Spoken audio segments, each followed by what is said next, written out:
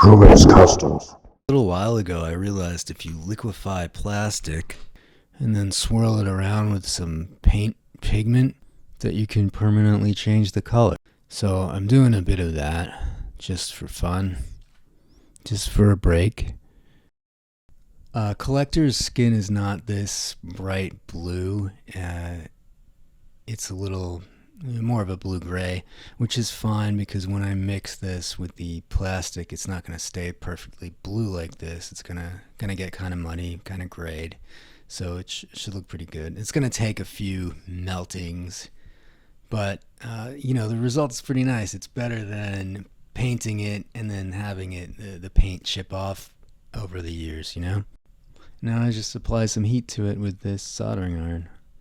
Okay, so I'm looking at his upper arms. They're a little too massive. Initially when I started building them, I thought that I would need to make them extra thick in order for them to hold up. But that's just not true. Also, the cheap wrestling figure that I used the arms for did not have the modern separate elbow joint, which I really don't like. So I'm gonna take that apart just a little bit so that I can make the proper elbow.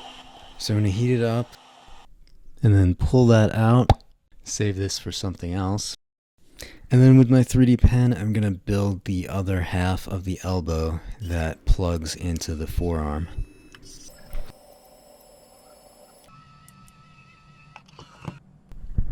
Now I'm going to cut the old elbow joint out of the forearm. And I'll keep this piece. Maybe I'll use it for something else. So forearm's going to get extended, hole's going to go through there, put a little pin in there, and then it can move. First I'm going to paint it because I need to smooth this out and I might as well get the plastic stained. So I'm drilling a hole right there where the pin will go. Not quite wide enough for this dowel. So I switch to a thicker attachment. That works better. Okay, now I just need to build up that forearm. So put this piece of cloth down so that the new plastic doesn't fuse to the elbow. And then just apply it directly with the 3D pen. Just laying this down very roughly. Now this is of course going to have to be melted to the arm better because this could easily snap off right now. I'm just rotating it. I just want to make sure it looks right at every angle. Now I'll build up the other side. Okay, that's roughed in. I'm going to take this off. Now I just need to, whoops, it's kind of falling apart. That's mighty frustrating. Alright, I'm going to set the upper arms aside for a little bit to make his torso a little taller. Doc Hudson 32 told me that the official Mortal Kombat 11 figures are about 7 inches tall, so I'm going to give him a little bit of height. So I'll start by cutting off this rotation peg. Now I would use my 3D pen to build up the midsection, but it's currently jammed, so I'm doing it the old-fashioned way and just melting the 3D filament directly with this soldering iron. So it's really simple. I'm just melting the plastic and reshaping it. And you can get the heat just right so that fumes won't come out of it. You make it just barely hot enough. Well, you get the idea. Now to build him a new peg for rotating the waist by melting on a length of thermoplastic polyurethane, or TPU, which you might recognize as the plastic your phone case is made out of. It's a nice and strong and flexible plastic. And I'm going to mix it with a little bit of ABS so it's a little more rigid. Now I'm just flattening the top to make kind of a hat that will make this piece hold on in the pelvis.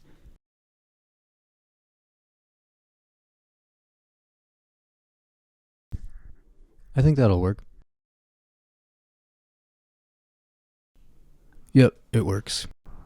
Now there's a slight gap between his pelvis and abdomen areas, so I'm just kind of sliding the plastic down into the gap to make it as tight as possible.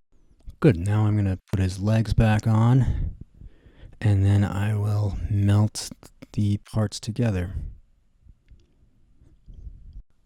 Never use glue to attach plastic parts when you can just melt them back together. Okay, now I just clean it up.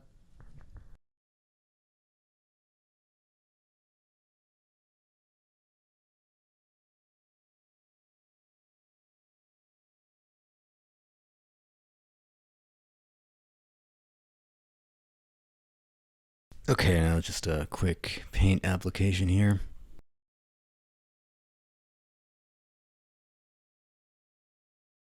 Well, that'll be it for now.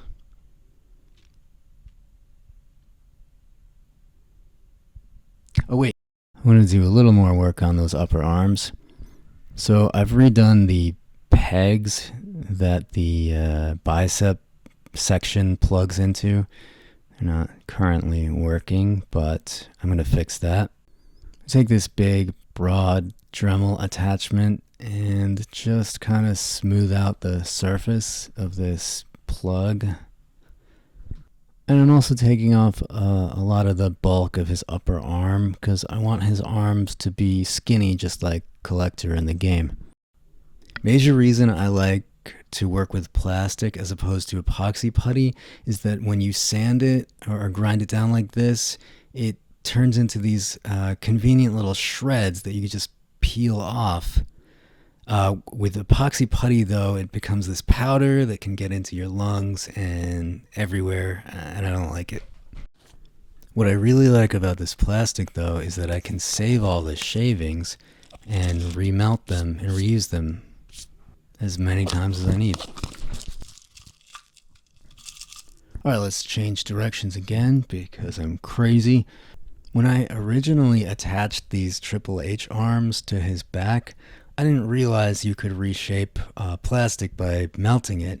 Now that I know that, I'm gonna try to sort of stretch these hands out and make them like big monster hands like Kollector really has. To get this started, I'm opening up his hands. So I'm making sort of little cuts, hot points in the center of his hand, and then I'm stretching it out and holding it there until it cools. So I'm making his thumb more open, his fingers more open. I'm also putting space between his individual fingers. This plastic that they used on the WWE Triple H figure is pretty interesting. It's really hard to melt. It takes a pretty high temperature to melt this and it gives off some pretty bad fumes. But it's really flexible, it's really strong. It's probably what you would want on some delicate little pieces like fingers. More rigid plastic or epoxy putty would be likely to break off. I'm just continuing to separate the fingers. And as always, make sure you're wearing your gas mask when you do this stuff. You know, you don't want to get some kind of plastic disease or whatever they give you. And don't ever try to do this with old credit cards. Those are made out of laminated PVC, and not only are they really hard to melt, but they give off the worst fumes. I've heard. Anyway, so his hands are looking better. They're really rough, but you know, they look more like monster hands. I gotta do the other hand now. A pretty tedious process. A lot of cutting the fingers apart, holding them apart until the plastic cools, and doing that again and again with all the fingers.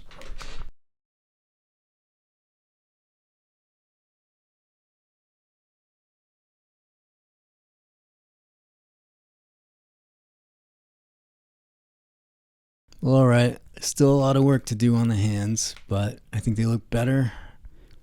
For next time, I'm going to be figuring out how to fix these elbow things. Anyway, I'll be back soon.